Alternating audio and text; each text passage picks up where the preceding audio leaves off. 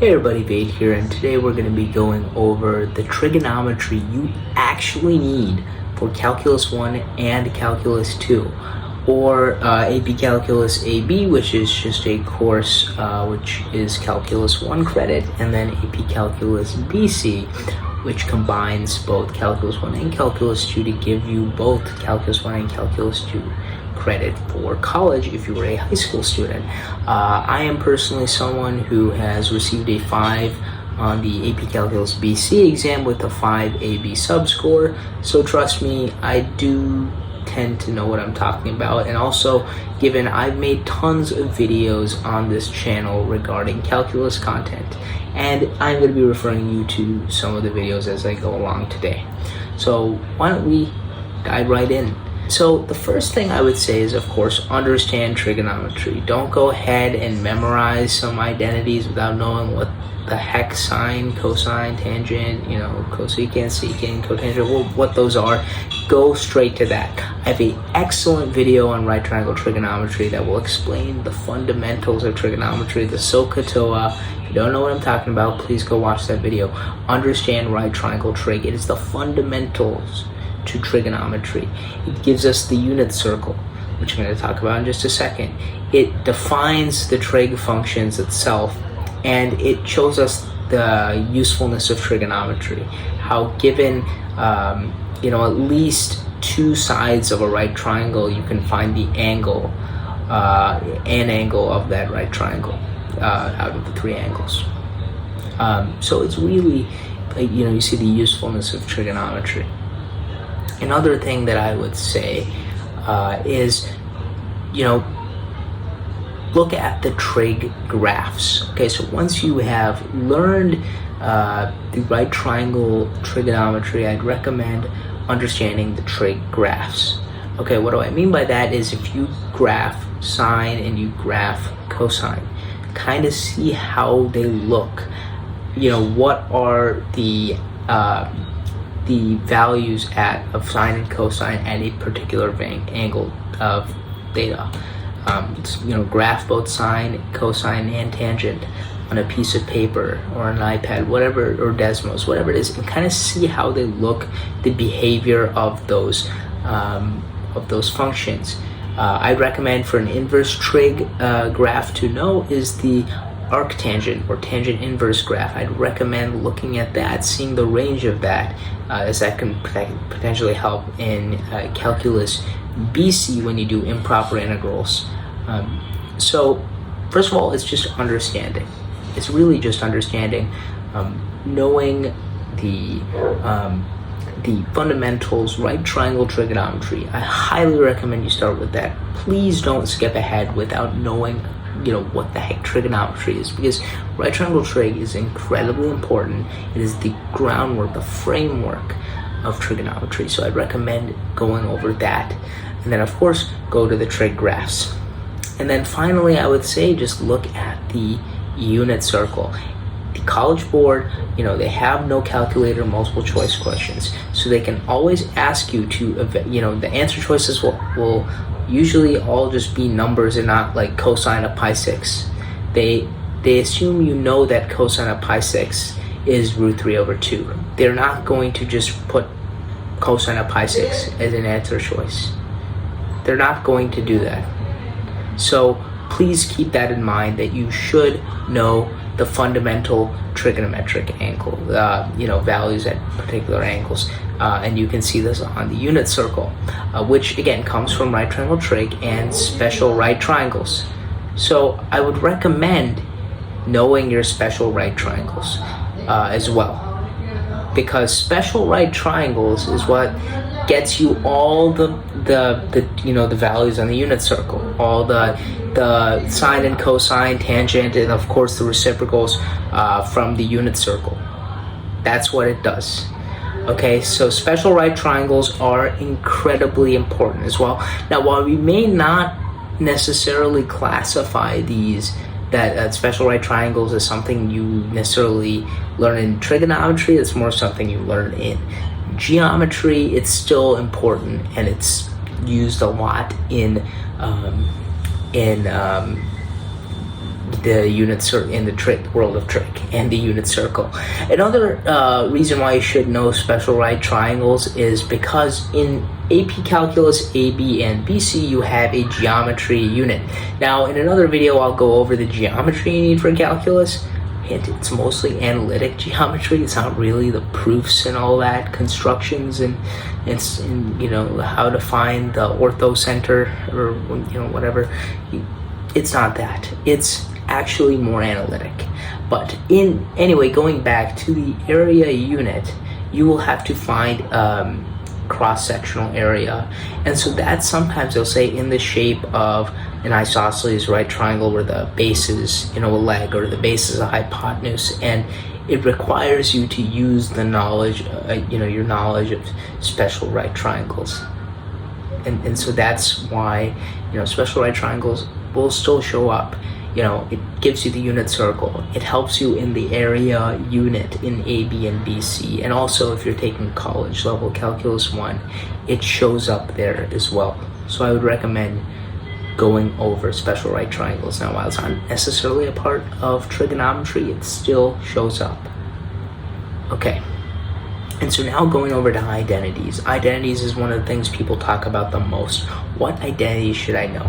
So the understanding, you know, good maths, you know, guide person, you know, what they would say is know them all. Okay, and I 100% agree with that. I would say know it all. But if you are self-studying or you're cramming for, you know, a Calc 1, Calc 2, AP Calc kind of exam, I would say you don't really need to know them. There are rare cases though, okay? And I'm gonna, you know, say the rare cases. So firstly, if you're an AB and, you know, BC, the first few multiple choice questions will often be derivative questions. They'll ask you to take the derivative of a particular expression. Wow, you know, most of the time they ask a trig one. And so sometimes they could give you some really complicated trig expression that you need to find the derivative of. And, you know, for those who know the identities, they'll probably be able to simplify that expression itself with an identity or two.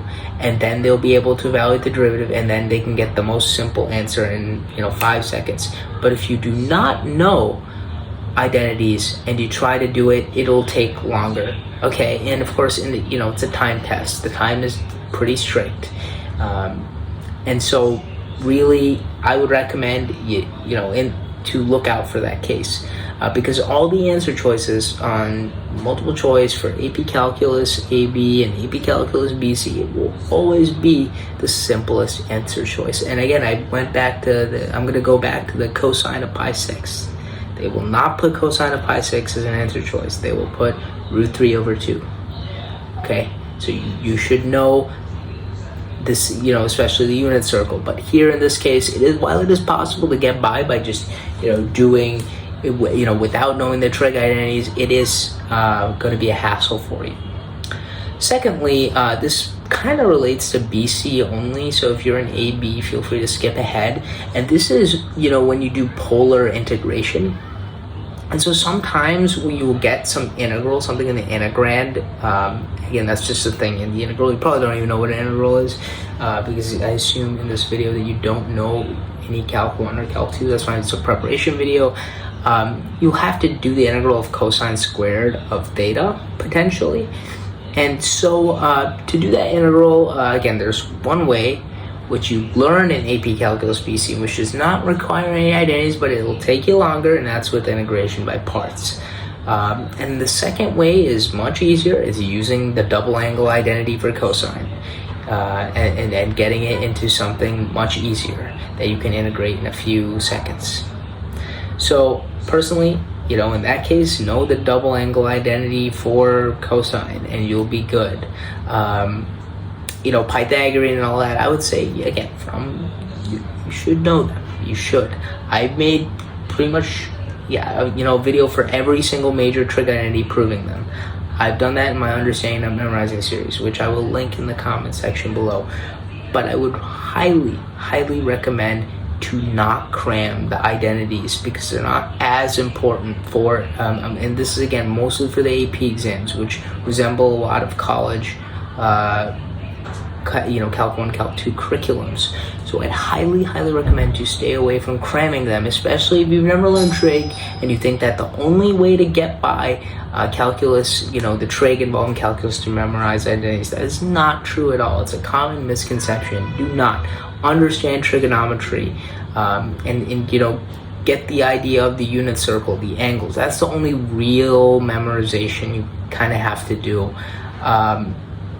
And again, even understanding, I would say, for example, if you want to prove the inverse trig derivatives, for example, you can use right triangle trig, which is again the groundwork, the framework of trigonometry, to prove them. And so again, from an understanding lens, less memorization, again, right triangle trig. And again, I don't even know why I'm saying this, because you should just know right triangle trig because it helps so much. Do not memorize identities. I'm begging you. Even so many of the identities can be proven from this fundamental idea of right triangle trig. Okay, like the Pythagorean identities, right triangle trig. Cofunction identities, right triangle trig. So many are proved by just right triangle trig. Everything comes from right triangle trig for the most part. And so really right triangle trig is important. Unit circle, just know the angles. I highly recommend that you do, because they won't put, again, I keep saying it, cosine of pi 6 will never be an answer choice. Okay, please know the unit circle. Or if you're really cramming, you can get, as a good mentor of mine, Anil Kumar, says he hates the unit circle, because you can get the answer in 5 seconds using right triangle, special right triangles. You can use special right triangles really quickly and also get the answer. It's just for those who are studying in the US, unit circles typically how they do it. Because if you're taking the class, they'll always refer to unit circles. That's why I'd recommend you just know the unit circle, at least what it is and how they're getting it. But if you're, once you're in the exam, you can just use your special right triangles and whatnot. I'll link Anil's video. It's really good because it shows that you don't really have to memorize a unit circle, which again comes from the special right triangles. It's just directly using special right triangles. So I highly recommend doing that. Okay, knowing your trig functions, the graphs, just kind of how they behave. Highly recommend you know the arctan graph as well. And so that's really it. Don't cram your identities. Just know what trigonometry is, really, is what I'm kind of trying to say. What is trigonometry? And again, right triangle trig, another example of where it is used in calculus. This is an AB example, but also shows up in BC because BC covers all AB material. Is related rates. You could be asked related rates, which problem which involves angle of elevation, angle of depression, all of that kind of stuff. I'd recommend going over that, at least from the application lens of trigonometry. It's just a right triangle trig application kind of vocabulary. Angle of elevation, angle of depression, kind of know that as well. That's just an application kind of thing. They may just ask, like, what is the rate at which the angle is increasing or decreasing, stuff like that. That's just right triangle trig. All it is right triangle trig. So maybe know the applications behind it. Look over some application problems involving right triangle trig as well. But yeah, it's really just understanding trigonometry. That's really all it is. And I'm really grateful that's really all it is.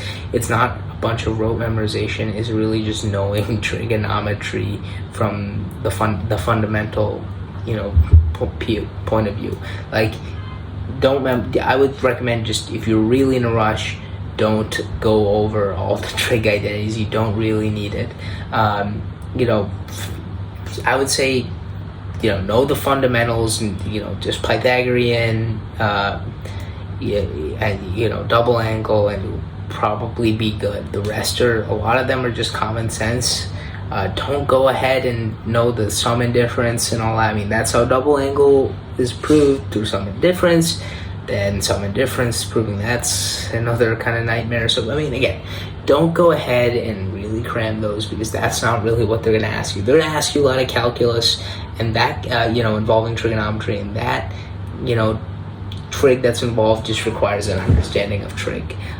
Just, you know, the right triangle trig and just how the functions behave, because that's really what they're going to ask you about, which is excellent. I love how they are making, you know, that they're not making you memorize a bunch of identities. Now, while my identities may be useful, there's never really going to be a time where an identity is required necessarily, unless it's a particular integration problem. Very rare case they give you an integration problem that can only be solved using an identity. But really, if that's the case, it's probably going to be a double angle or some Pythagorean or something like that. It's never going to be something too crazy. So yeah, that's really it. It's just fundamentals of trig is really all you need.